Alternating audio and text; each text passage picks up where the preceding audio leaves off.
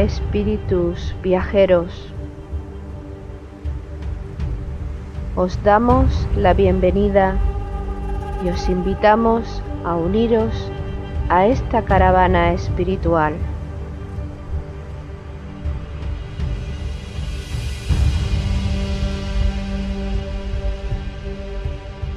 Recorreremos los áridos desiertos de nuestro egoísmo personal.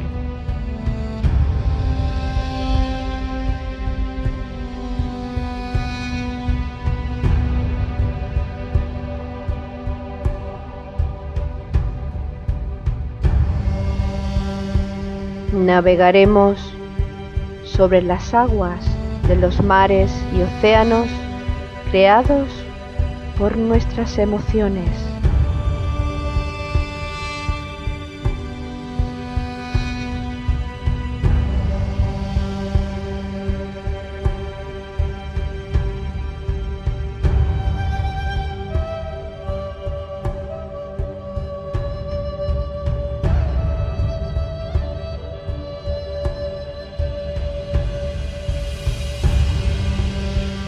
Caminaremos por los fértiles valles de nuestro despertar espiritual.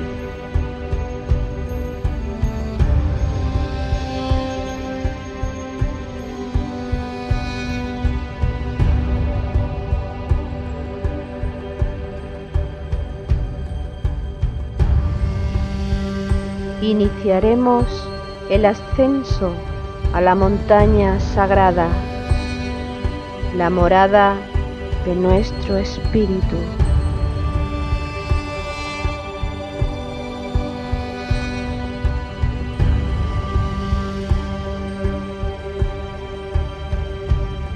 Espíritu viajero, si sientes la llamada de tu corazón deseoso, únete a nuestra caravana hacia Shambhala con alegría y gozo.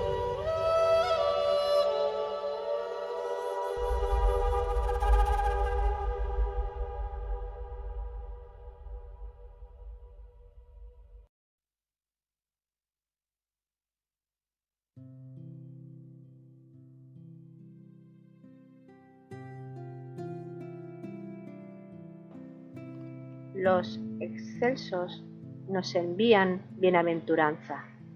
Nosotros os la transmitimos, mas si nosotros y vosotros rechazamos la bienaventuranza enviada, seremos engullidos por la ola del mal.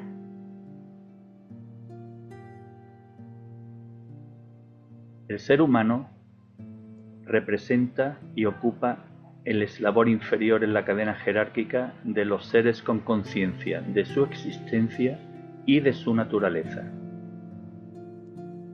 El sentido ascendente de esta cadena comienza por el hombre, continúa por los arhats y por encima de ellos los excelsos, esos seres que envían sus bienaventuranzas.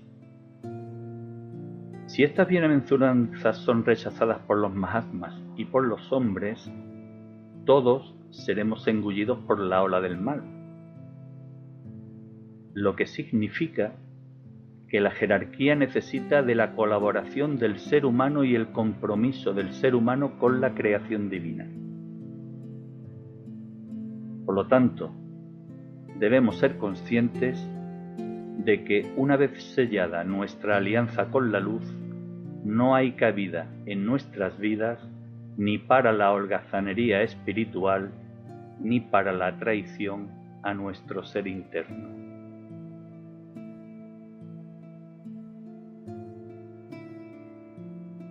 Espíritus viajeros, hermanos, bienvenidos a esta caravana espiritual hacia Shambhala, que hemos comenzado con la lectura de un aforismo del libro de Elena Roeris, La llamada.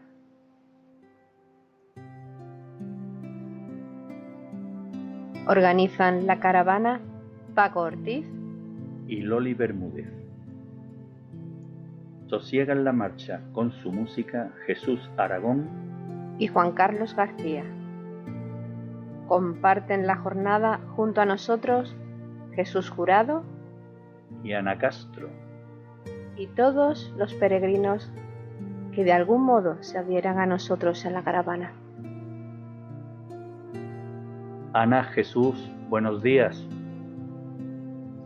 Pues muy buenos días, muy buenos días. Buenos días. Loli, buenos días. ¿Qué tal estáis? ¿Dispuestos a la marcha? Dispuestos completamente al viaje hacia Shambhala.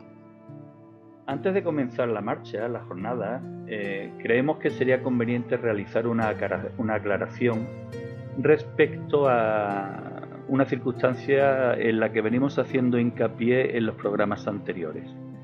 Nos referimos al tema de las peticiones que elevamos hacia el Altísimo. Y nuestra indicación va en el sentido de que no debemos pedir nada para nosotros mismos. ¿Podríamos aclarar mejor este concepto? Sería interesante aquí matizar lo siguiente. Cuando uno está desarrollando la conciencia, cuando se está acercando al alma, cuando la está manifestando, cuando el servicio, es decir, la manifestación completa del alma en cada su circunstancia diaria, es posible, uno en su conciencia no tiene lugar para pedir nada para la personalidad.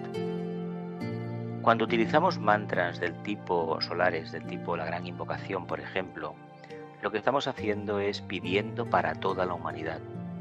Y hay una cosa que nos debe quedar meridianamente clara desde los inicios de nuestro camino. Cuando realizamos un servicio de este tipo, meditación, trabajar con grupos, dedicarnos a la ayuda de los demás, si anteponemos el bien general al propio, aquellas cosas que necesitemos, tarde o temprano nos van a llegar de manera espontánea. No tenemos ningún derecho a pedir si antes no tenemos muy claro que vamos a compartir. Si nosotros invocamos, tengamos en cuenta una cosa de entrada. Evocaremos lo que llevamos dentro. No por mucho invocar vamos a poder ofrecer más a los demás, sino que ofreceremos aquello que nuestro corazón atesora, independientemente de la capacidad de invocar que dispongamos. Por lo tanto, disolvamos nuestra personalidad en el grupo, en el servicio, y ya veremos cómo aquellas necesidades perentorias de la forma que a veces nos acucian tanto, tarde o temprano se nos solucionan de manera fantástica, de manera maravillosa. En este sentido, yo diría que nosotros, como seres espirituales que realmente somos, tenemos que pensar en el funcionamiento de toda la creación. Toda la creación está sujeta a las leyes divinas. No hay nada que ocurra que no esté contemplada por las leyes divinas. Luego, todo lo que nos ocurre a nosotros está de acuerdo con las leyes divinas. Yo particularmente, y hablo de mí, no de otra persona, debo de aceptar todo cuanto me ocurre, porque sé que Dios, que es justo, lo que a mí me pasa dentro de la justicia, dentro de la ley, y yo debo acatarlo. Ahora bien, esa podría ser mi decisión, pero también pienso que cada uno de nosotros debemos ser conscientes de que formamos parte de la unidad, del todo. Cuando yo pido para mí exclusivamente, me estoy separando de ese todo. Por lo tanto, sería preferible que cualquier invocación que hagamos sea para esa unidad, para el todo. Y en ese todo estamos incluidos absolutamente todos.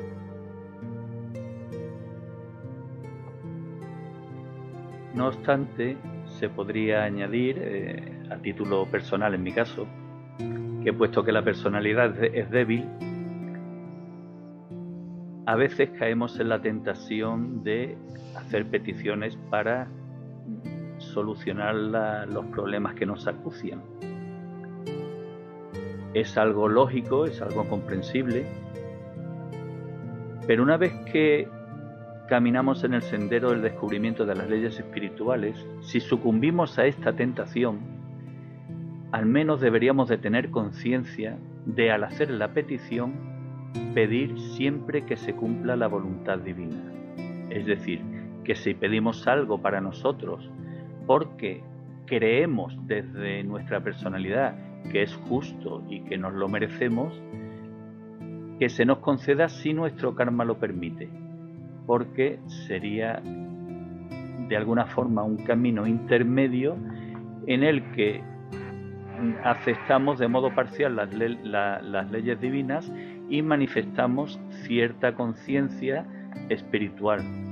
Lógicamente, pasado un tiempo, a medida que evolucionemos, aceptaremos plenamente todas nuestras situaciones y comprenderemos, como bien dice Ana, que todo lo que me ocurre porque así debe ser.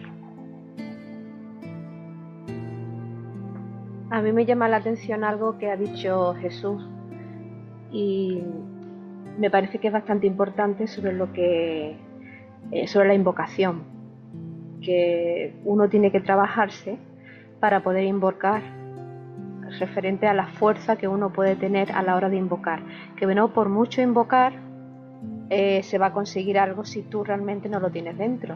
Para mí eso me ha parecido muy importante, porque si uno quiere servir, uno tiene que trabajarse. Pues bien, realizada esta aclaración y ayudados por el calorcito del sol matutino, estamos dispuestos para iniciar la jornada, esta cuarta jornada de nuestra caravana hacia Shambhala, en la que trataremos de dar respuesta a nosotros mismos, a quiénes somos, a qué es lo que, a quién es el ser humano, cómo somos, cómo estamos constituidos. Para iniciar esta reflexión o tratar de dar respuesta a estas preguntas, quizás sería conveniente que nos retrotrayésemos en el tiempo y analizásemos un poco el concepto que del cielo tenían las culturas antiguas. Existen muchas similitudes en las diferentes culturas respecto a que estructuraban sus ciudades y sus países como reflejo del cielo que ellos desde la tierra veían. El caso más notorio y más claro lo tenemos en Egipto. El antiguo Egipto es una representación en la tierra del cielo, en el que el Nilo representa la Vía Láctea y las pirámides eran aquellas estrellas y constelaciones más importantes para los egipcios. Pero si retrocedemos aún más en el tiempo, podremos visualizarnos cuando nosotros comenzamos a adquirir la autoconciencia, es decir, cuando la mente se implantó en el ser humano que en aquel momento éramos y nos planteábamos preguntas, nos planteábamos cuestiones. Desde la contemplación del universo ya no solo lo contemplábamos como algo grandioso, como algo maravilloso, sino que nos comenzábamos a preguntar con admiración: ¿soy yo un hijo de las estrellas? ¿Es el ser humano un hijo de las estrellas? Pues pienso que yo me preguntaría ¿quién soy? Simplemente ¿quién soy? Y la respuesta para mí hoy, puesto que estamos en el presente, es: soy un hijo de Dios. Y yo creo que es la respuesta mejor que pudiéramos obtener, aunque quizás no seamos conscientes de eso.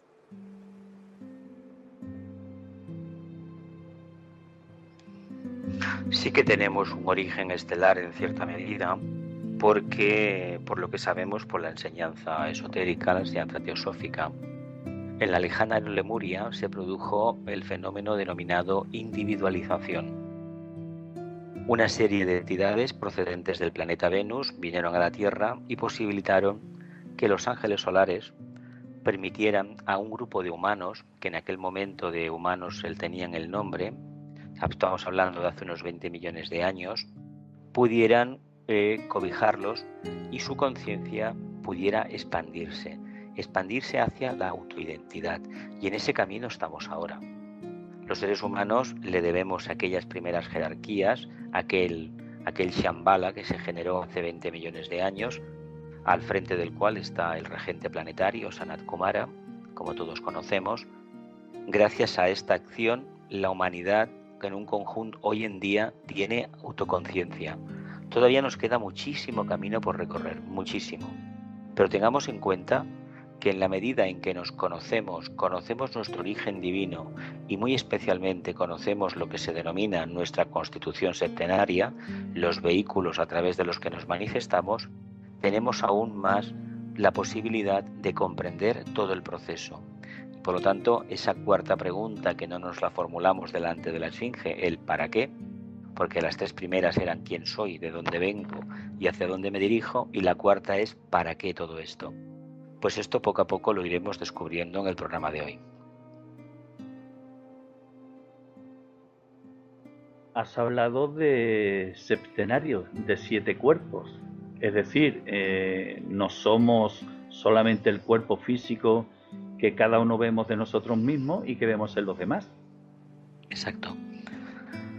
Tenemos otros vehículos, tenemos un cuerpo energético, un cuerpo etérico, que en realidad es el que sostiene como un armazón, como una estructura. Imaginemos que es una estructura, igual que en un edificio hacemos un armazón de vigas y pilares, paredes maestras que sustentan toda la edificación, o si no, estos edificios modernos que se construyen con cemento, con hormigón armado, vemos perfectamente que hay un esqueleto.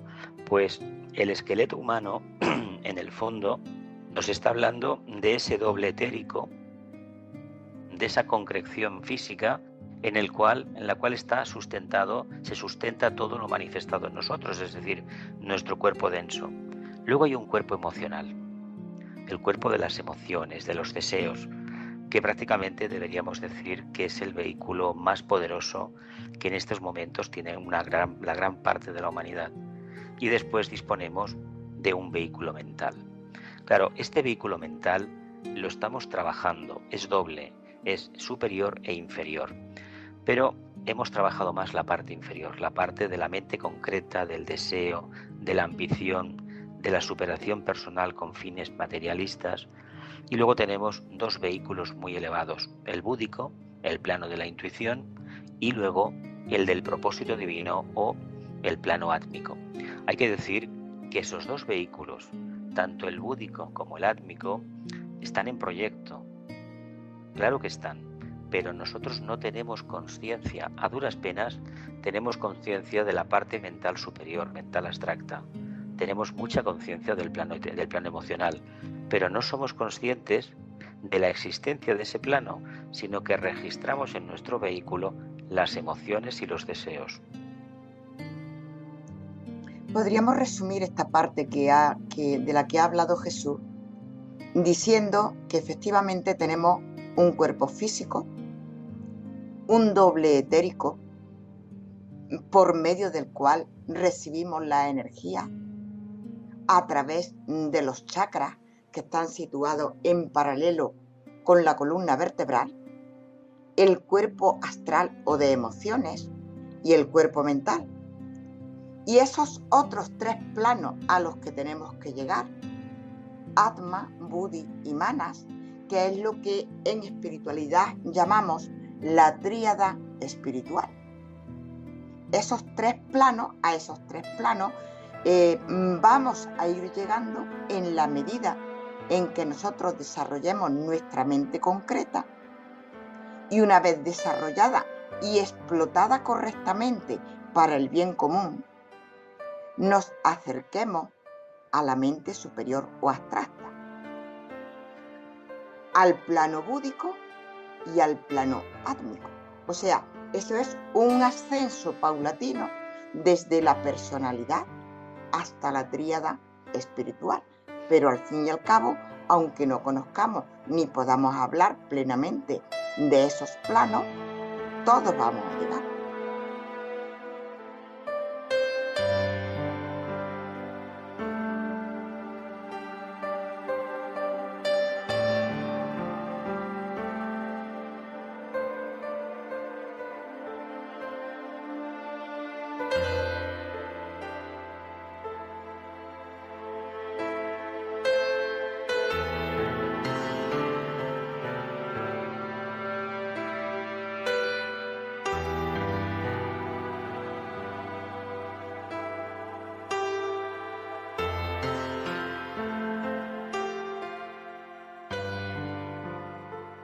Estás hablando, Ana, de tríada espiritual, estás hablando de evolución, de construcción de la mente abstracta.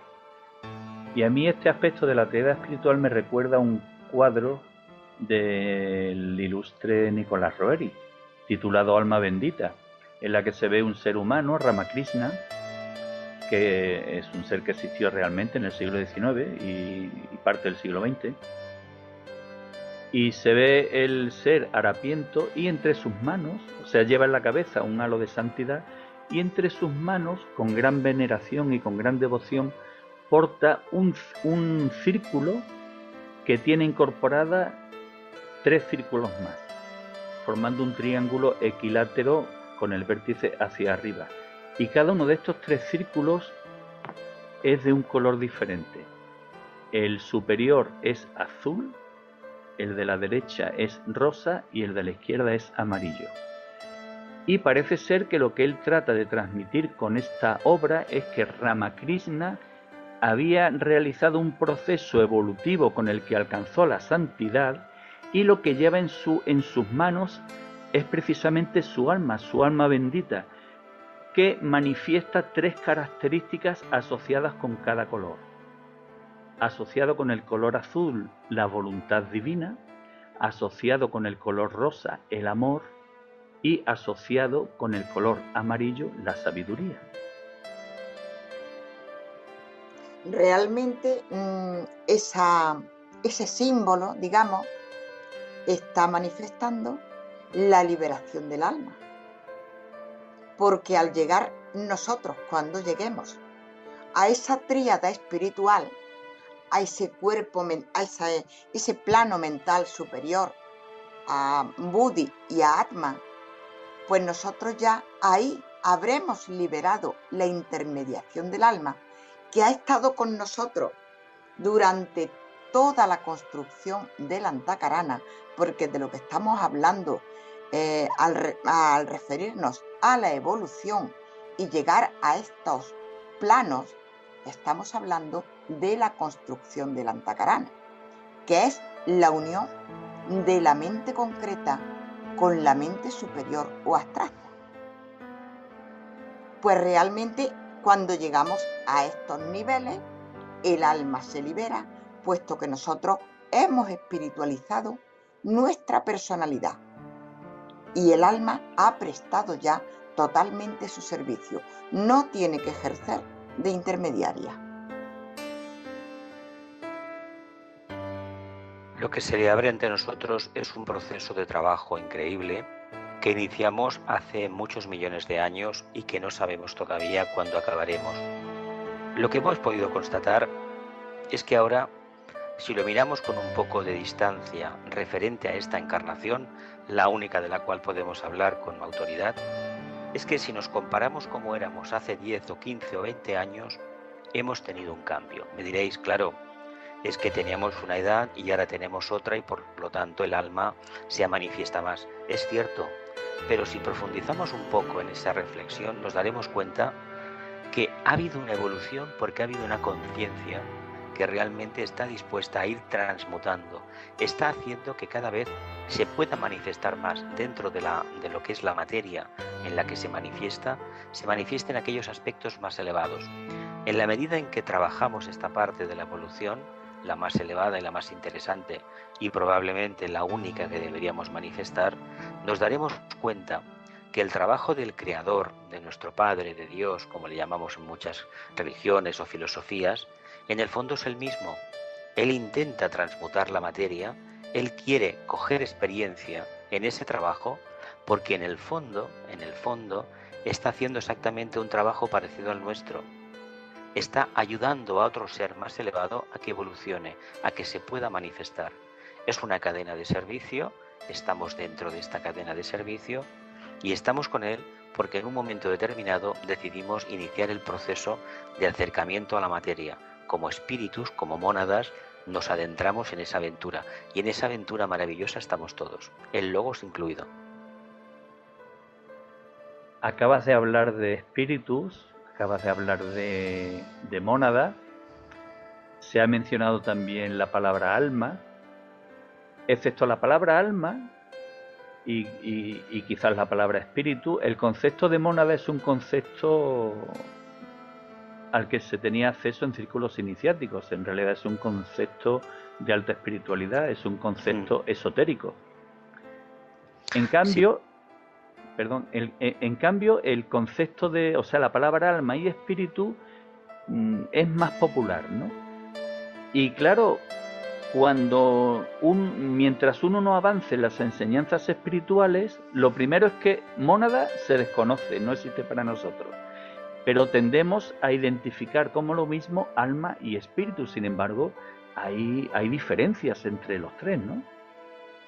Sí existen estas diferencias. De hecho, la palabra mónada se la debemos, me parece que es al filósofo Liebknecht, que es el primero que habló de este tema. En el fondo se refiere al uno, se refiere a lo que es la chispa divina, que forma parte de la esencia divina. Por lo tanto, nosotros, en esencia, somos uno con Dios. Esto es algo que nos debe de quedar claro. Ahora bien, la palabra espíritu se puede asociar a muchas realidades de conciencia, como la palabra alma. No importa el nombre que le deseemos dar. De hecho, para referirnos al alma, en algunos libros esotéricos hay unas 40 y tantas definiciones de lo que es el alma, de los nombres con los que la podemos definir. No importa. Si a todo le llamamos conciencia, tengamos en cuenta que la conciencia es la percepción que de un campo determinado de manifestación tenemos, o la capacidad de respuesta que tenemos a ese campo de manifestación. A medida que vamos elevándonos y entramos en los mundos sutiles cada vez más profundos, más elevados en este caso, tenemos una conciencia mucho mayor. Lo importante no es que arquetípicamente digamos somos almas o somos espíritus, o bien dicho somos mónadas. Formamos parte con el logos. Lo importante es que reconozcamos qué cantidad de todo esto que hemos dicho somos capaces de manifestar aquí, en nuestra vida diaria. Porque este será, a mi modo de entender, el mejor indicio de saber hacia dónde nos encaminamos y sobre todo la percepción que tenemos del medio en que nos desenvolvemos. Pero a nivel de conciencia, como bien dices, se puede identificar mónada y espíritu como la misma esencia divina. Es exactamente lo mismo.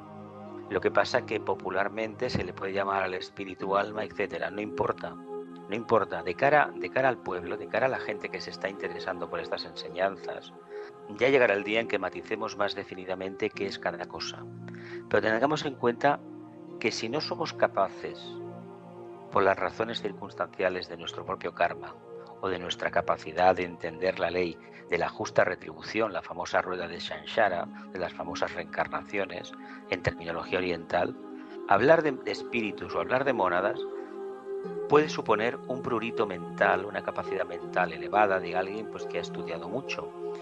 Lo importante es que sepamos que hay una parte que es inmutable. Esta es el espíritu. No es que no evolucione, es que lo manifestamos en los planos karmáticos. Dios evoluciona en la medida en que se manifiesta en la materia.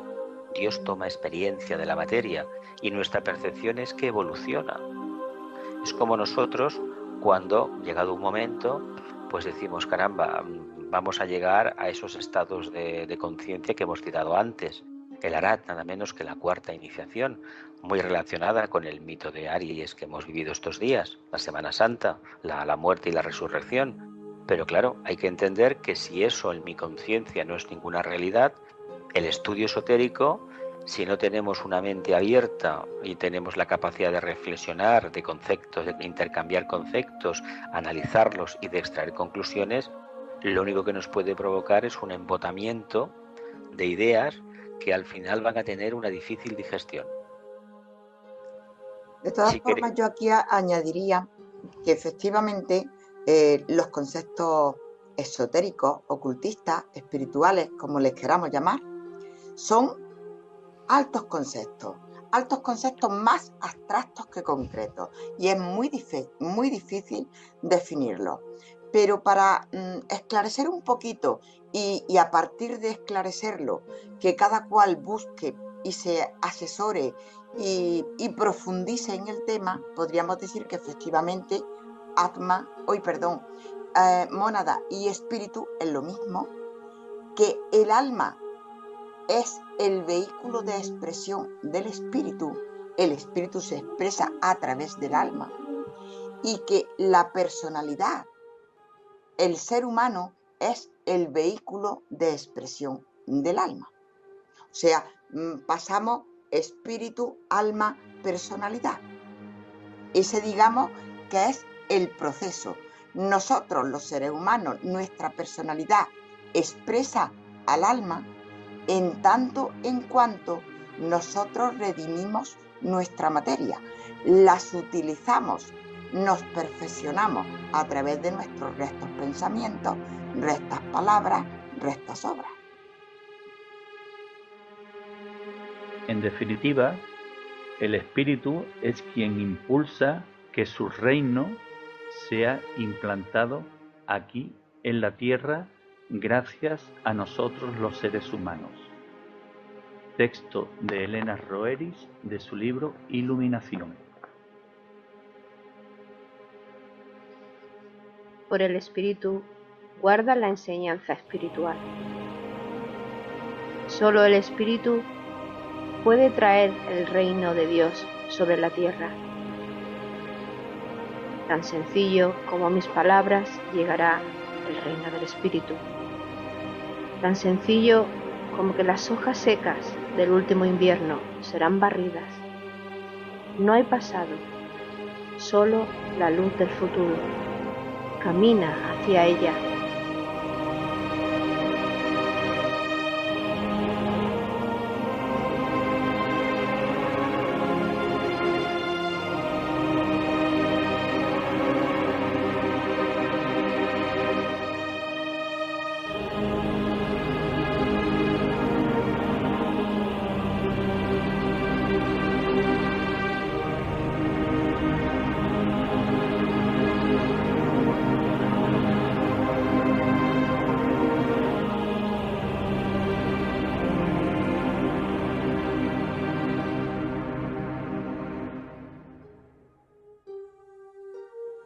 Ana, acabas de mencionar 3 aspectos que realmente considero importantes, o consideramos importantes. Mónada, personalidad y, entre ambas, tríada espiritual o alma. Y estos 3 aspectos quedan reflejados, quedan pintados de un modo realmente hermoso y magistral, nuevamente por Nicolás Roeris en uno de sus cuadros, El Milagro. Es un cuadro en el que hay que destacar 4 aspectos importantes. El primero de ellos, que el paisaje es de alta montaña, lo que hace referencia a lo que tantas veces ha mencionado Jesús respecto al mito de la ascensión a la montaña. El segundo aspecto es la personalidad y el tercero el alma, y entre ambas un puente. ¿Cómo expresa Nicolás esto? Pues dibuja un paisaje de alta montaña, un desfiladero en el centro que está unido por un puente.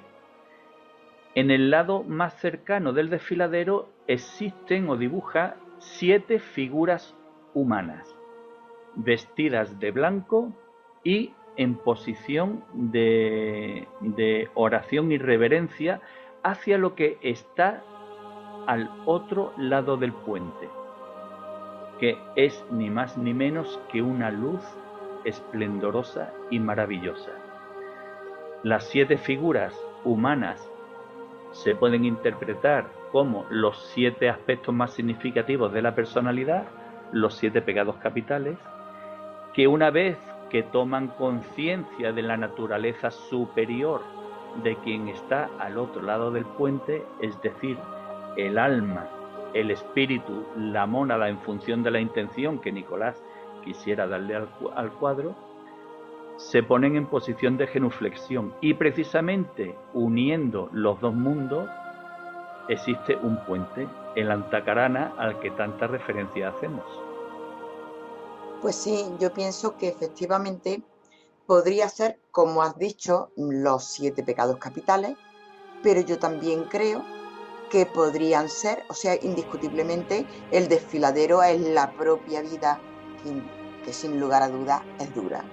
Y es un desfiladero, un verdadero desfiladero, y el puente que efectivamente es la conciencia que finalmente llega a unirse con la mente superior.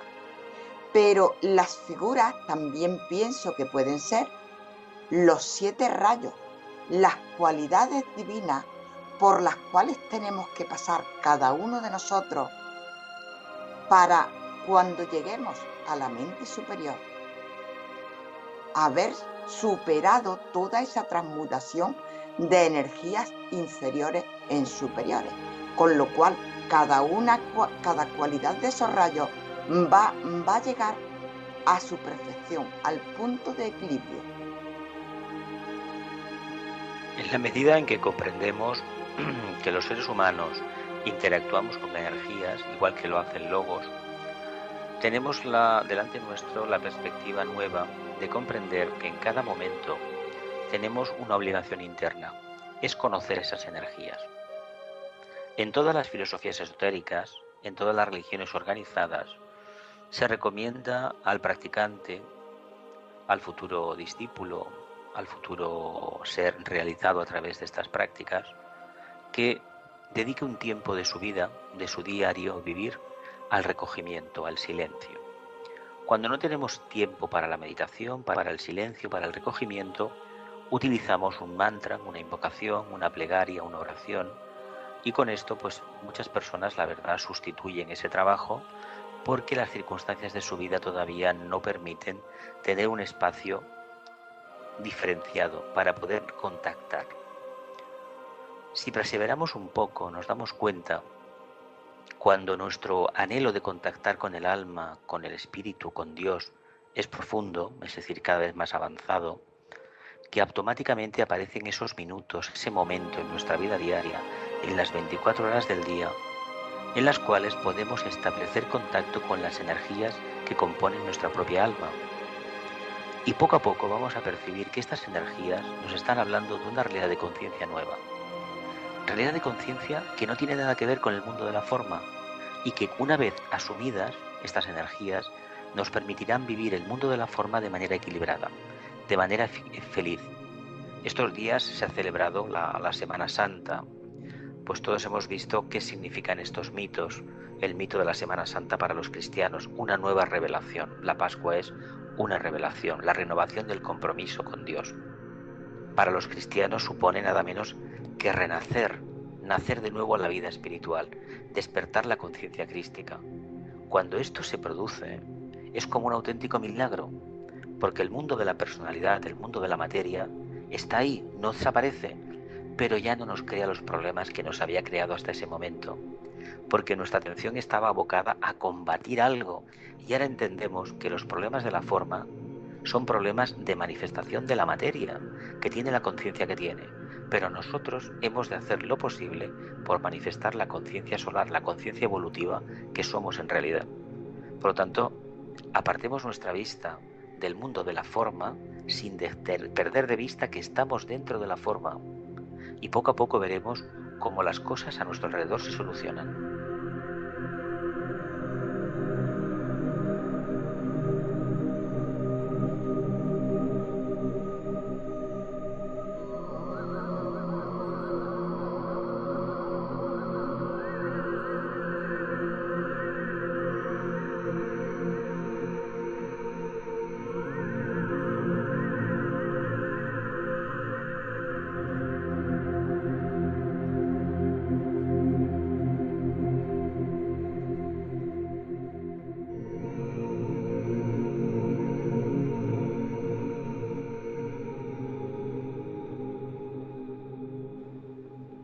A mí me gustaría volver un poco al principio al comienzo de la jornada, al proceso de formación del ser humano tal y como lo estamos explicando.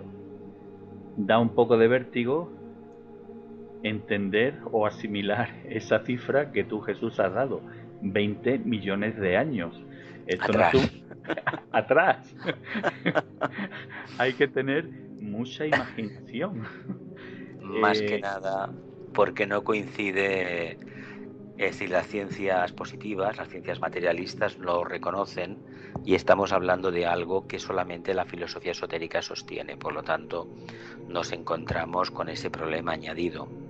Cuando disponemos de una mente poderosa, una mente concreta que trabaja con datos que se pueden palpar, que se pueden tocar, evidentemente lo tiene muy difícil. No hay que creer en nada, pero tampoco hay que negarlo. Hay que dejarlo como que, bueno, es posible, una hipótesis de trabajo que tarde o temprano se acabará descubriendo a nivel científico. Como hipótesis de trabajo, debemos suponer entonces que el proceso de formación de estos cuerpos a los que se ha hecho referencia es progresivo y con varios millones de años cada uno. Exactamente, porque mira, además hay que tener en cuenta algo muy importante que no debemos olvidar nunca, todos los que estamos en el mundo espiritual. Si nos hemos individualizado en el planeta Tierra como almas, hemos alcanzado la individualidad. Perdón, Jesús, cuando hablas de individualidad, el alma, efectivamente, te hace referencia al momento en el que la mente se implanta en el ser humano. Exactamente, tal y como dice el mito de Aries, surjo y desde el plano de la mente gobierno. A ver, cuando esta acción se produjo hace estos 18 o 20 millones de años, tanto da millón de años arriba o abajo, pensemos que en aquel momento el trabajo como almas que tuvimos fue durante muchísimo tiempo, es decir, millones de años encarnando periódicamente, fue construir el vehículo físico. De ahí que se generara un yoga específico, un camino de unión con la divinidad de los 6 yogas clásicos, que es el Hatha Yoga. Hoy en día se conoce con el nombre de deporte. Todo lo que sea actividad física indica que hay una percepción de nuestro vehículo físico. ¿Es bueno el deporte? Bueno, todo es bueno en una medida equilibrada. En la Atlántida, en el periodo Atlante, como almas construimos nada más y nada menos que el vehículo emocional. Y ahora en el periodo Ario, que aproximadamente tiene unos 50.000 años de antigüedad, significa que hemos de trabajar el aspecto mental, la mente. Pero la mente hay que tener en cuenta una cosa, no es esa mente fría que a veces se critica sin conocerla. La mente es la capacidad que tenemos, el punto intermedio de conexión entre los mundos sutiles, los mundos superiores y los mundos inferiores. Todos estos mundos están llenos de vida, pero si queremos realmente tener una percepción exacta de cómo evolucionan y del papel que desempeñamos nosotros como almas, hemos de alcanzar el nivel mental. Y tarde o temprano lo haremos. No tiene nada que ver tener una mente poderosa con el tema de dejar de ser emocional o sensible. Son conceptos separados, no tiene nada que ver. Pero entendamos que la mente no va a dar nada por hecho. Lo va a analizar, lo va a desmenuzar. Si somos muy emocionales tendremos la tendencia a creer. Y el pensador, la mente, tiene la tendencia a conocer. Hemos de escoger el camino del conocimiento, pero porque venimos del camino de la creencia. Ese sendero nos ha llevado a donde nos ha llevado y ahora se trata de profundizar un poco más. Y no nos preocupemos porque serán millones de años también, con sus correspondientes encarnaciones las que nos toquen, para que como almas trabajemos realmente el vehículo mental. El mental superior en este caso, claro.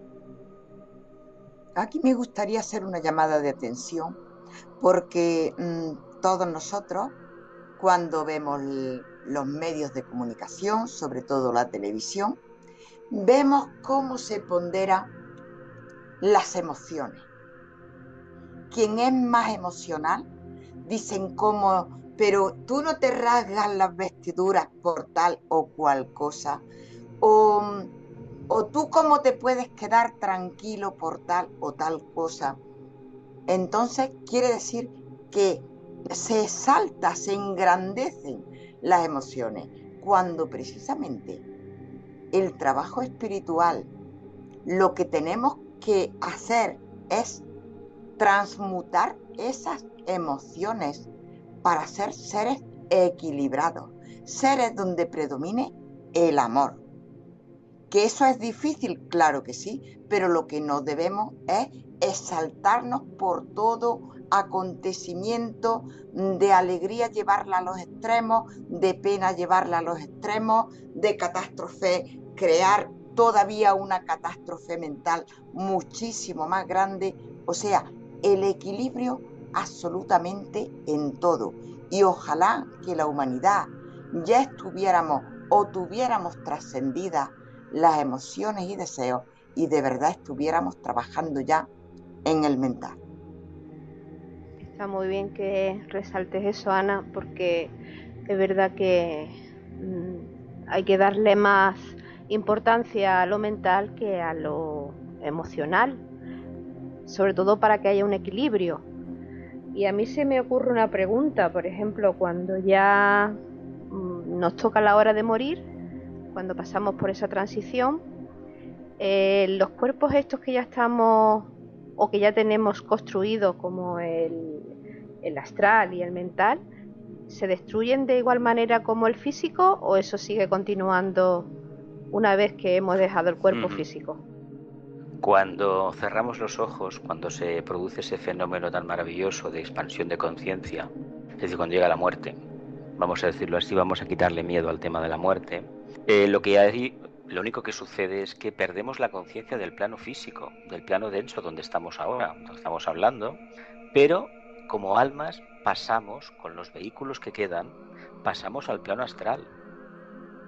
Por eso algunas comunicaciones de mediums o de personas que son clarividentes dicen que bueno, que no ha cambiado nada, que no ha cambiado casi nada, que se sienten iguales, que se ven iguales, porque en el astral hay una copia del plano físico, la hemos creado con nuestras emociones, nuestros anhelos.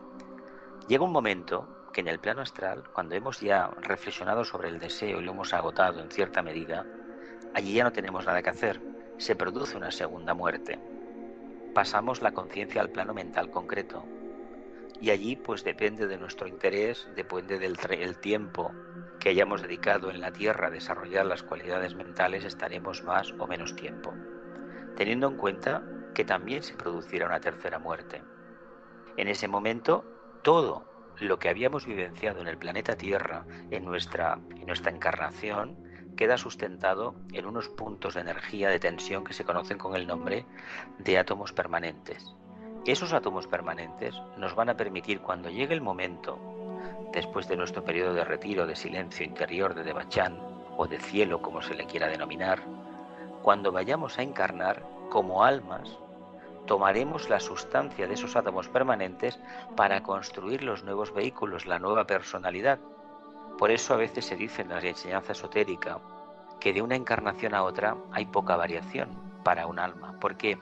Porque vamos a construir unos vehículos basados en los anteriores.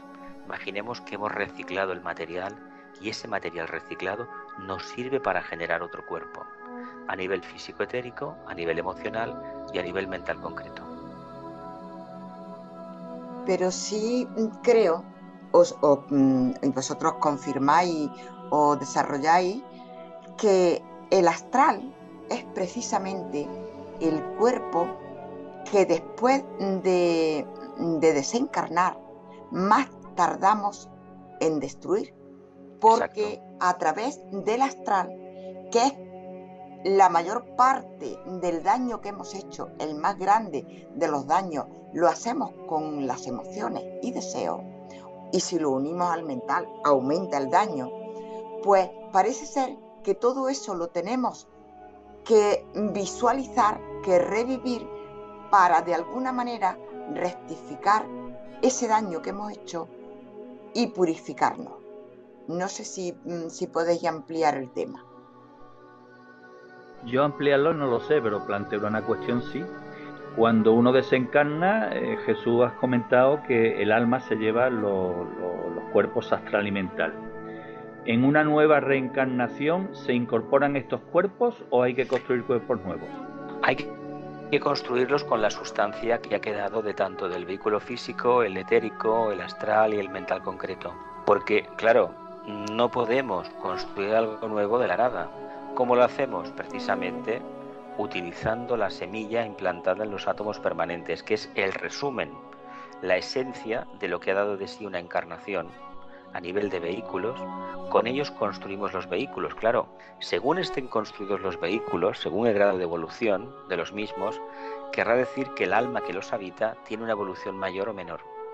Esto es muy oportuno porque esto que denominamos ley de la justa retribución, la famosa ley del karma en Oriente, y que en Occidente tomamos como sentido negativo, en el fondo es una recompensa positiva a aquello que hemos construido en vidas pasadas, y se nos dan los medios, que son nuestros vehículos, para poderlo manifestar, independientemente de que estemos en un ambiente de una manera u de otra. Pero todo es evolución, todo es evolución. Como antes sugería Ana, el cuerpo más difícil de trabajar es precisamente el cuerpo astral, y donde más periodo de tiempo vamos a estar seguramente va a ser en el plano astral. Pero también hay que recordar una cosa, este maravilloso planeta Tierra es muy astral, está rodeado, es todo agua. ¿Nosotros qué somos básicamente? Cuando nos incineran, ya que hablamos de la muerte, a los familiares nos dan una bolsita que son nada más y nada menos que el esqueleto que no se quemó en la incineración, triturado. Lo demás, la caja del féretro era agua básicamente, era madera, agua, y los tejidos nuestros que son básicamente agua, ¿no? Excepto las uñas y el cabello que son como los huesos, lo demás queda todo destruido. ¿Y qué se nos entrega? Eso. Pues imaginemos en este proceso, haciendo una correspondencia, una analogía con lo que supone para el alma al final se encuentra con 3 bolitas, 3 átomos permanentes. Y con esos, y con la ayuda de los señores del karma, por supuesto, vamos a escoger la siguiente encarnación cuando toque, indicando aquí que escogemos a los padres, el momento de la encarnación, la forma en que nos vamos a desenvolver, genéricamente hablando, y también escogeremos la forma en que nos vamos a retirar. Ahora bien, de manera genérica, no detallada.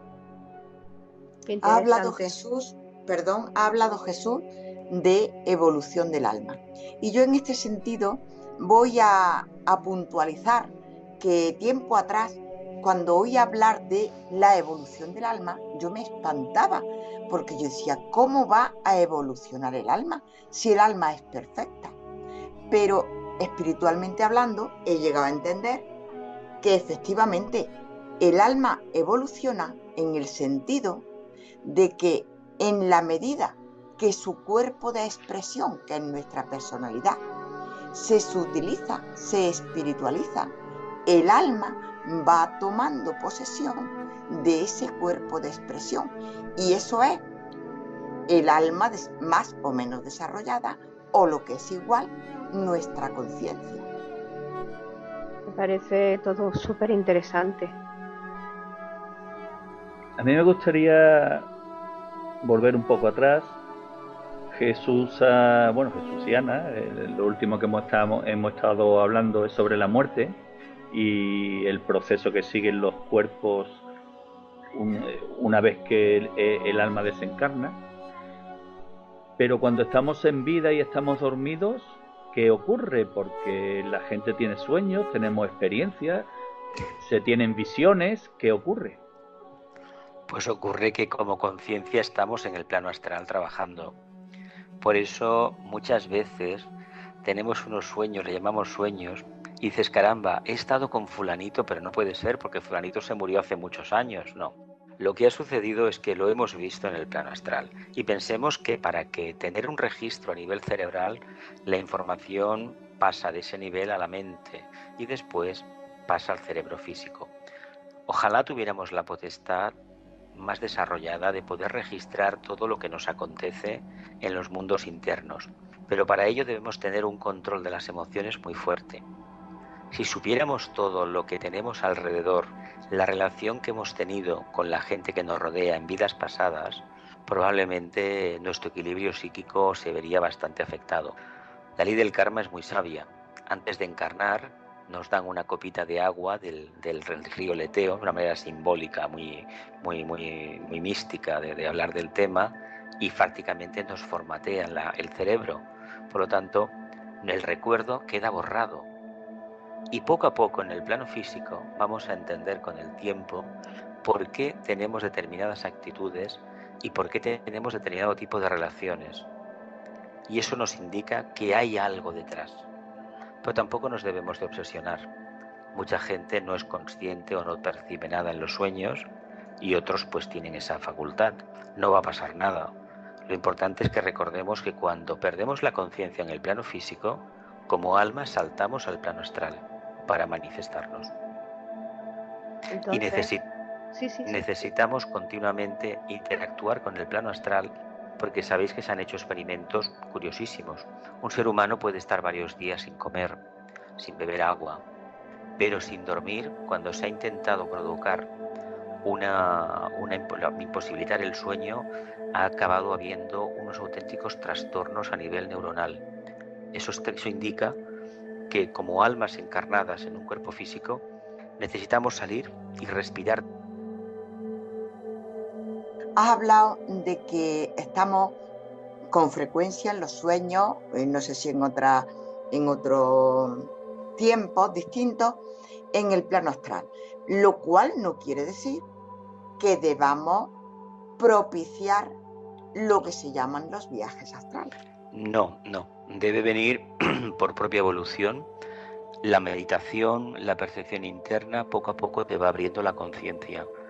Pero hacer un viaje astral per se, para ver qué sucede por ahí arriba, en los planos internos, no es recomendable. Hay un aforismo en esoterismo que dice lo siguiente, es decir, una afirmación.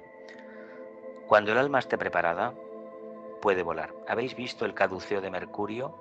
Esto que está en las farmacias, esas dos serpientes y la vara, la vina, y veis que arriba hay dos alas. Es un símbolo esotérico de las culturas de la antigüedad.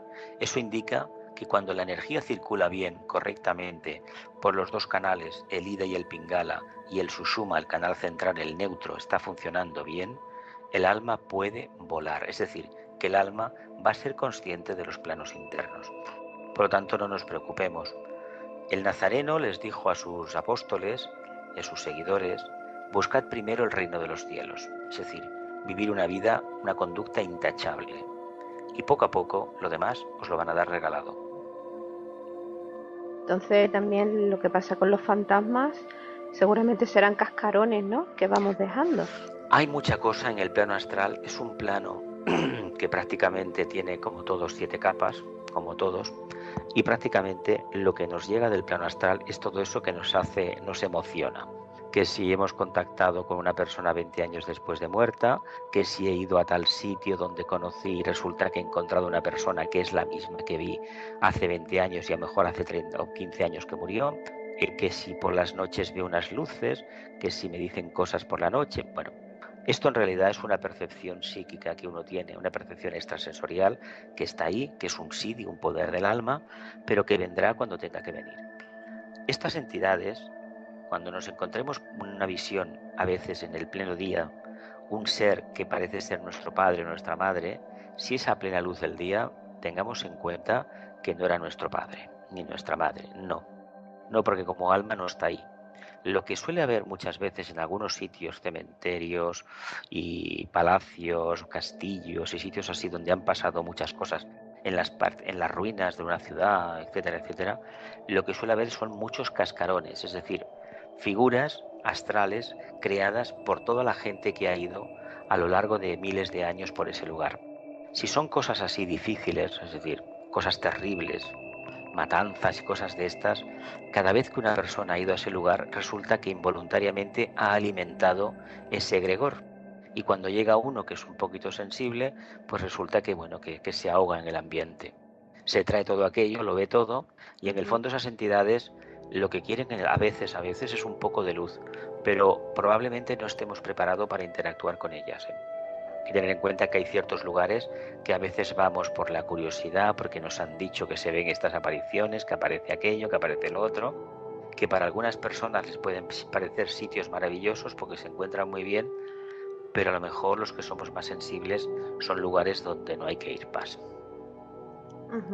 Pues mira, hay un texto de Elena Petrovna Blavatsky en Isis sin velo que dice: espíritus elementarios.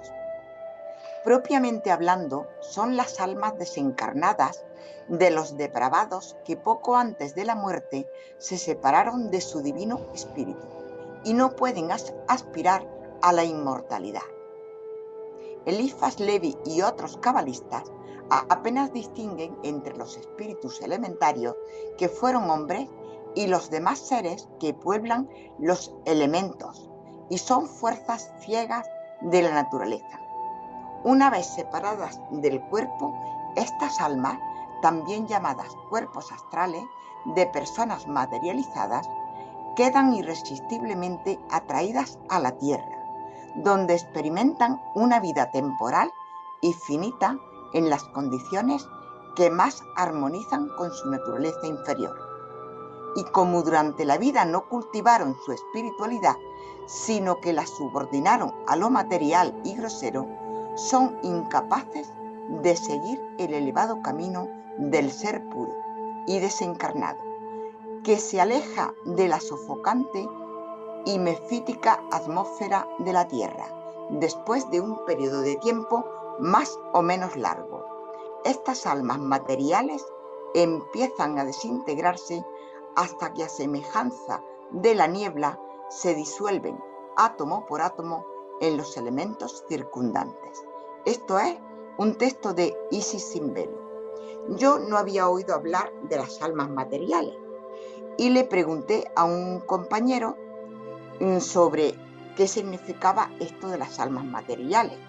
Y entonces me contestó: yo creo que se está refiriendo simplemente a los cascarones o incluso al morador del umbral, la parte más baja del cuerpo de deseo, que se queda más atrapada en el kama loka, cuanto más grosera, concupisciente, egoísta sea.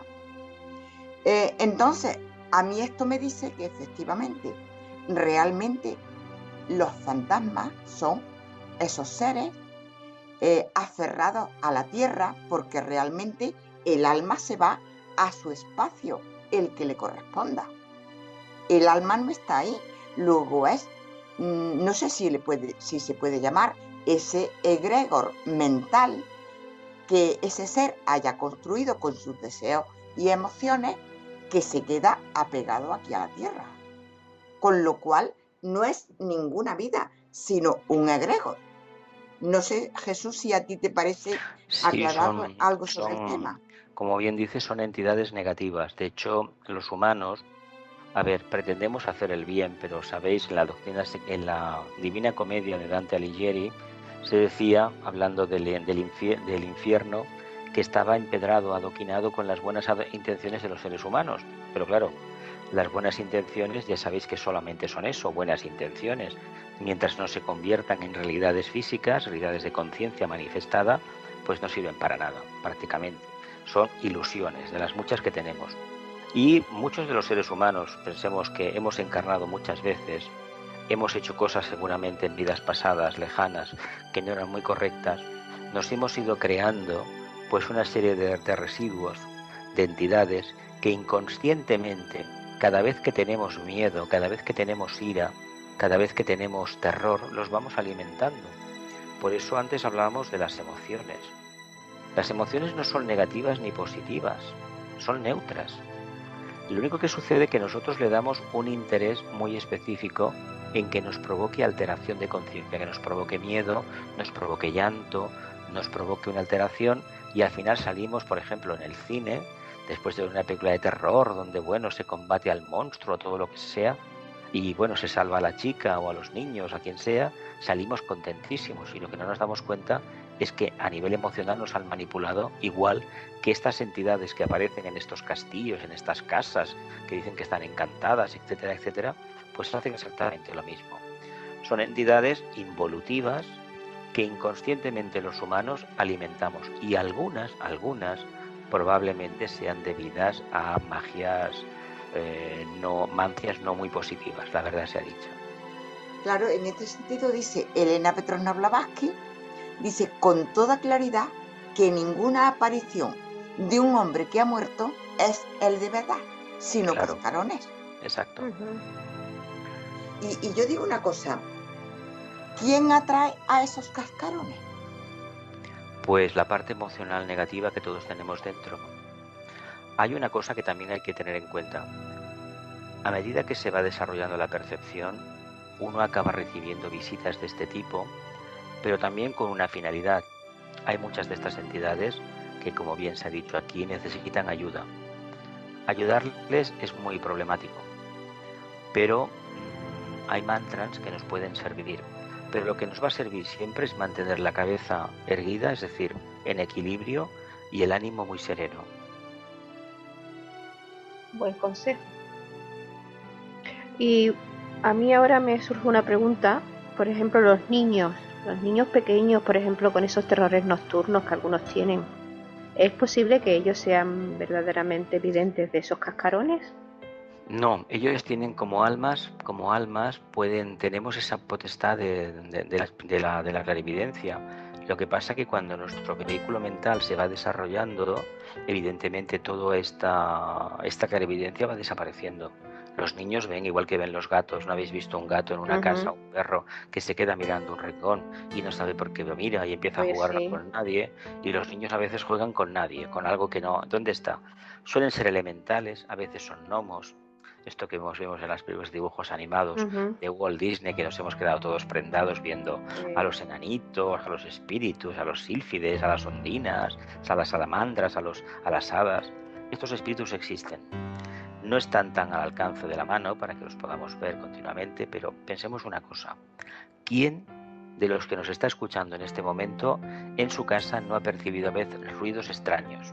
Ya ves. Ruidos que dices, caramba, parece que haya alguien. No, hay un espíritu en la casa, es una evolución que está ahí, a veces se alimenta de nuestras propias emociones y está ahí, y por alguna razón está ahí. Por lo tanto, tengamos en cuenta que en nuestra casa hay unos moradores, y esos moradores tienen su conciencia, nosotros tenemos la nuestra. Y si pudiéramos ver a veces levantar el velo de Isis que comentaba Blavatsky, a lo mejor nos damos cuenta que estamos rodeados de figuras un poquito extrañas, pero lo importante es cómo nos sintamos nosotros. Eso existe, y tanto que existe.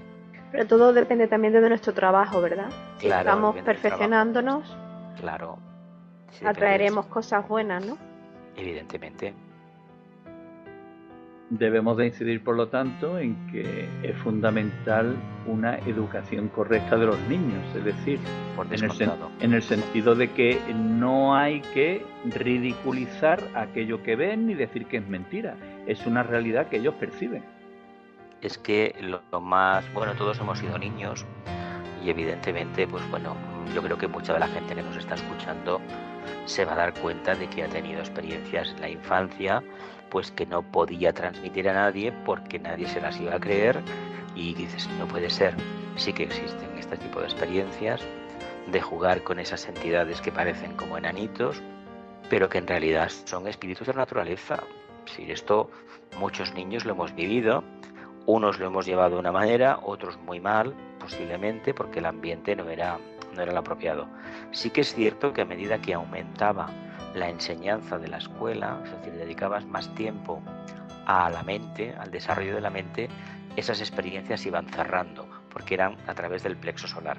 Pero no importa, volvieron después, si tenían que volver, han vuelto.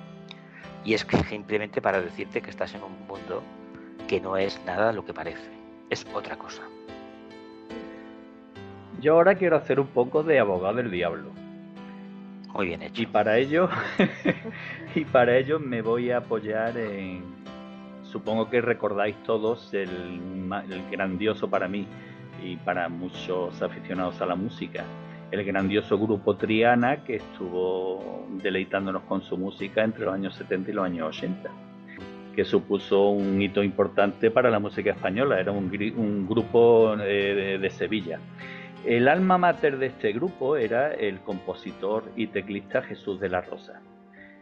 En una de sus canciones, titulada Luminosa Mañana, hay una estrofa hermosísima que dice, y como me lo pide el cuerpo la voy a cantar, dice, luminosa mañana, teñida de sufrimiento, hoy he visto la luz que todos llevamos dentro. Entonces quiero hacer de abogado del diablo en el sentido de que Javier de la Rosa en esa letra desvela la realidad de la que estamos hablando. Esa luz que todos llevamos dentro y que experimentamos precisamente a través del sufrimiento en nuestras vidas. Entonces yo quiero hacer de abogado del diablo porque, claro, muchas veces me planteo esta cuestión. ¿En qué estaría pensando Dios, que Él está allí muy tranquilo en su morada, plácidamente, en fin, pasándoselo pipa, y ahora crea este embrollo rocambolesco de que emana de sí millones de mónadas, y estas mónadas tienen la necesidad de experimentar la materia? Y aquí nos tiene a nosotros 20, 30, 40 millones de años sufriendo y padeciendo en cada encarnación, total o parcialmente, para descubrir y poder acceder a esa grandeza, ¿no? ¿Qué explicación puede tener? No hay tal sufrimiento. El sufrimiento, mira, se dice siempre que las alegrías y la tristeza la ponemos los humanos, pero es por la falsa percepción de la realidad que tenemos. Si fuéramos más espirituales, es decir, más mentales, coloreados por el alma, por la luz, el amor y la voluntad al bien, no nos quejaríamos de la vida que llevamos. Nos quejamos porque creemos que es la única y porque tenemos una conciencia muy primitiva todavía, muy primaria, vamos a decir embrionaria. No la hemos manifestado, todavía somos como embriones, no hemos todavía nacido a la verdadera revelación. El día que lo hagamos nos daremos cuenta que todo el sufrimiento que el ser humano ha tenido, le vamos a dar las gracias, porque el ser humano, hay que decir algo que a veces cuesta de explicar, gracias a las dificultades, al sufrimiento, se curte, y cuando encarna de nuevo, lo hace bajo una opción, una perspectiva diferente. Si supiéramos que hemos perecido en guerras infinidad de veces, los que estamos aquí, los que nos escuchan, y que de una encarnación a otra pudimos reflexionar de lo que habíamos hecho, y que volvimos un poco mejorados, algunos no, algunos volvieron con inferiores intenciones, pero no importa esto, importa a todos aquellos que reconocieron en el periodo post-mortem, recapitularon y como alma se dieron cuenta que ciertas cosas no se deberían hacer. Ahora bien, Dios, que ya nos comparamos con Él, pensemos que la conciencia suya es inimaginable para nosotros. Él ha experimentado el mundo de la materia. No sabemos cuáles son sus tribulaciones. Nosotros estamos en esta aventura con Él. Pero claro, como mónadas arquetípicamente, no sufrimos. ¿Quién sufre? El que está aquí abajo, pero porque tiene un vehículo emocional que precisamente tiene un apego a la forma y a lo conocido tremendo. Ese apego a la forma, del cual el Buda nos habló tanto de quitarnos el apego, practicar el desapego, el discernimiento, es el que nos genera esos ataques de gozo increíbles, esa risa a veces que raya en lo absurdo, o ese sufrimiento patético que decimos, ni una cosa ni la otra son reales, son ficciones. Y el problema es que nos creemos la ficción. Hay mucha gente, millones en la planeta Tierra, que están enganchadas a las series de televisión. Y es toda una mentira. Sin embargo, para ellos eso es más real que lo que llevan dentro, porque no confían en sí mismos. Pienso que Dios, el Padre, que es sumamente generoso, ha querido que sus hijos, por sí mismos, no por ningún regalo, sino por sí mismos, desarrollen la divinidad de su Padre. Y eso es lo que nosotros estamos haciendo aquí. Lo que pasa es que a veces nos confundimos y queremos instalar en la tierra ese reino material, a pesar de que se nos ha dicho, mi reino no es de este mundo. Pero nosotros nos empeñamos en que este mundo que pisamos, que ven nuestros ojos, nuestros sentidos, nuestros oídos, etc., pues tiene que ser el reino. Y el reino es lo que realmente estamos construyendo. Y estamos construyendo con esa semilla divina que es nuestra esencia y es la que tenemos que desarrollar. Por eso cuando ya pisamos el sendero espiritual, por mucho esfuerzo que nos cueste, porque realmente estamos por el camino de los hombres, conociendo los caminos de Dios, por mucho esfuerzo que nos cueste, ya nos resulta imposible volvernos atrás porque sabemos que esta es la verdad. Dios, el Padre, que envió a un hijo suyo, Jesús el Nazareno, hace 2000 años, a dar muestras de su reino. Jesús realizó durante su vida pública muchos milagros, pero por encima de todo, 2 de ellos.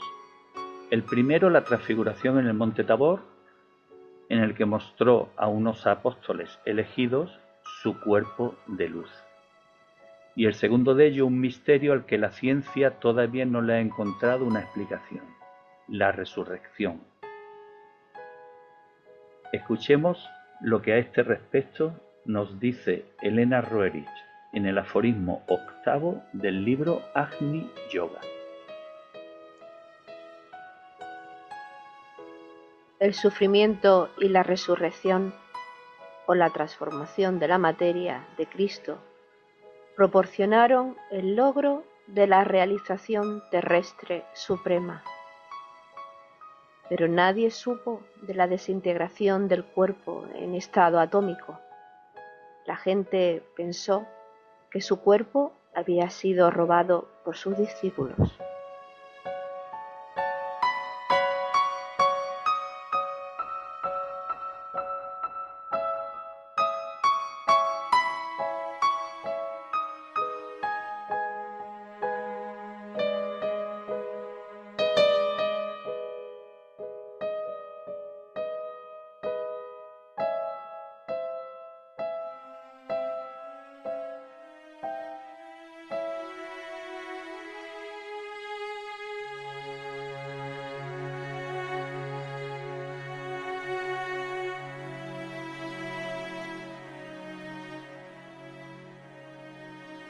Al igual que hizo él hace 2000 años, nosotros, a través de la evolución y de permitir que el espíritu crístico, cuando llegue el momento, se manifieste en nosotros, adquiriremos la capacidad de resucitar y desintegrar ese cuerpo en estado atómico. De hecho, los siddhis del Raja Yoga, es decir, las facultades de la ciencia de la meditación, las técnicas del yoga mental, descritas por Patanjali, hablaban hace miles de años de muchas facultades que hoy por hoy nos parecen inimaginables, como la de volar, como la de volvernos invisibles, atravesar la pared, meternos dentro de una piedra, o caminar por encima de las aguas. Todos representan expansiones de conciencia. Evidentemente, nada es lo que nos parece. Nosotros tenemos una visión, solamente es una visión que es la visión que tenemos todos los humanos. Si tuviéramos una visión más profunda, o incluso pudiéramos tener el tercer ojo despierto, realmente veríamos algo diferente. Pero claro, como eso no ha llegado todavía, vamos a intentar entender qué es lo que vemos. Y generalmente lo que vemos está relacionado con lo que ya conocemos. ¿Por qué la experiencia crística de la resurrección, que es ni más ni menos el mito de una iniciación determinada, es decir, resucitar precisamente en un reino espiritual, es decir, entrar en ese reino, convertirte en un arat? ¿Por qué esto no es conocido, no es comprendido? Pues porque muy pocos en el planeta Tierra lo han tenido. Muy pocos han pasado por esa experiencia. No es que no haya habido nadie, los ha habido y bastantes, pero que no es una iniciación que esté al alcance del ser humano normal y corriente. Incluso para la mayoría de discípulos todavía es un reto a encarar en una vida futura. Como no ha habido esta base de datos, esta información, nos parece algo completamente sorprendente. La ciencia, tal vez la física cuántica, en este siglo XXI descubra cosas que la ciencia esotérica hace ya mucho tiempo que está afirmando. Lo que ya sabemos, por ejemplo, de la ciencia de la física cuántica, algo que la filosofía esotérica siempre dijo: la relación entre lo observador y lo observado. Saben los científicos que cuando observan una partícula subatómica, esta cambia. Eso es ni más ni menos la constatación del axioma de la ciencia esotérica que decía que el observador y el observado, al final en la meditación, se convertían en uno, porque estamos dentro del uno.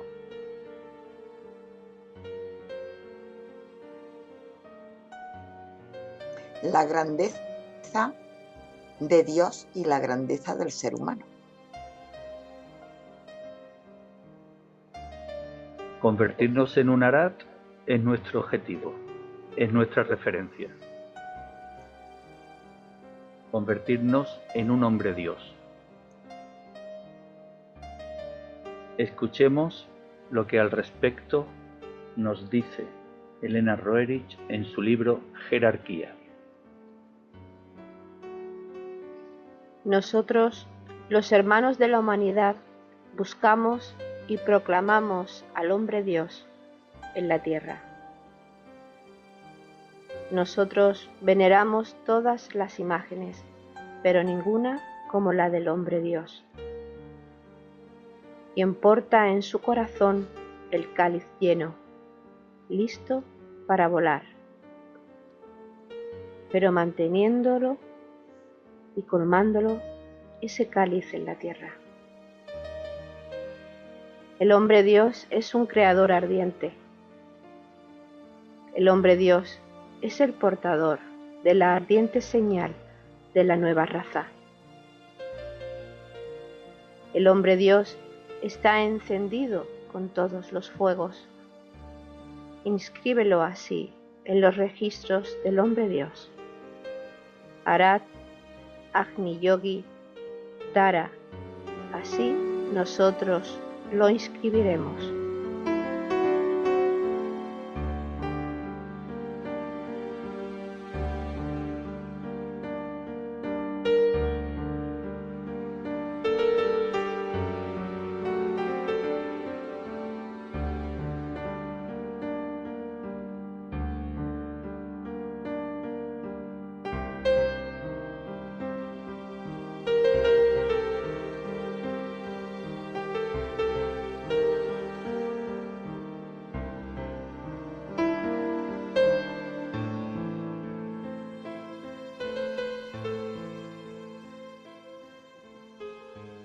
El despertar de la conciencia nos llevará a convertirnos en un hombre Dios.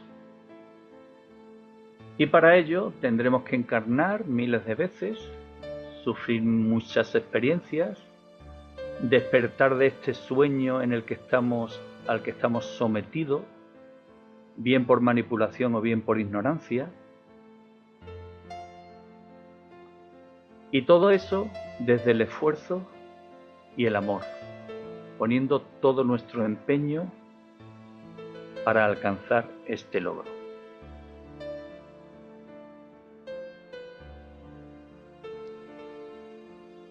Jesús y Ana, hemos realizado toda una jornada que parece larga, pero bueno, da la impresión de que han sido escasamente 1 hora y 20 minutos. Entonces va llegando el momento de descansar, poner nuestras tiendas de campaña y, en fin, encender un fuego.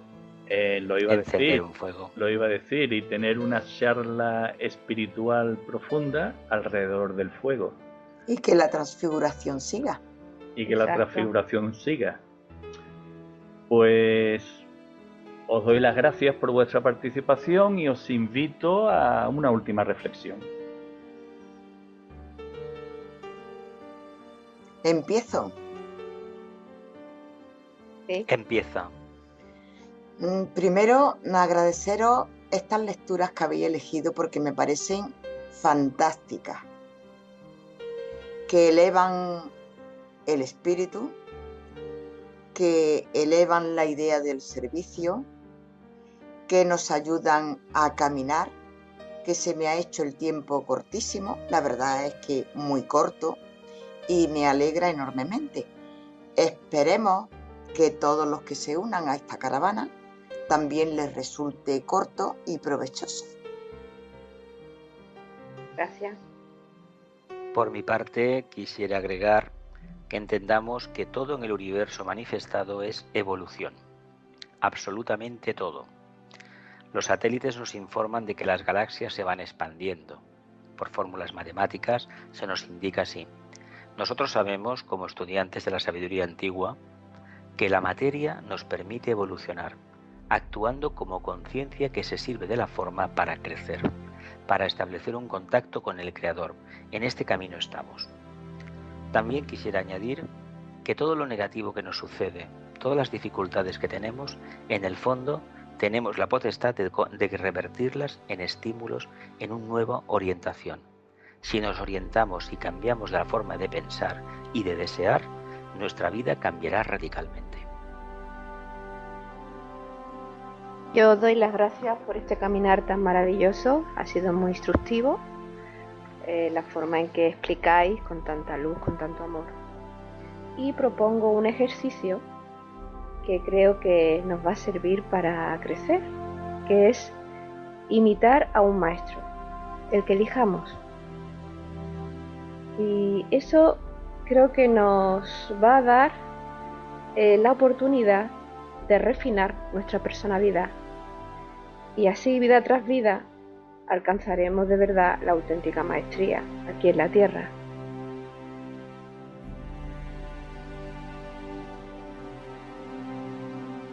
Espíritus viajeros, compañeros, hermanos, a través de la purificación podremos convertirnos en un hombre Dios. Mientras tanto, durante este proceso, podemos poner en práctica la forma de actuar que tendría un maestro aquí en la Tierra, como muy bien ha expuesto Loli. Si no sabemos cómo hacerlo, escuchemos con el corazón lo que al respecto nos aconseja Elena Roerich en el aforismo 27 de su libro Agni Yoga. El maestro tiene un lugar donde quedarse, pero no una casa. El maestro participa de la vida, pero no le toca lo ordinario. El maestro embellece una decisión, pero no la prolonga. Siente piedad, pero no se lamenta. El maestro defiende, pero no gesticula. El maestro afirma y nunca está inseguro. Él advierte, pero no posterga. De ser absolutamente necesario, él castiga, pero nunca hiere. Es agradecido y no olvida. Evalúa los motivos y no muestra debilidad. Protege cuidadosamente, pero no se impone. No teme, pero aún así no es temerario. Y de este modo valore al maestro, quien se revela para el crecimiento de su espíritu. El espíritu se tiene que alimentar conscientemente.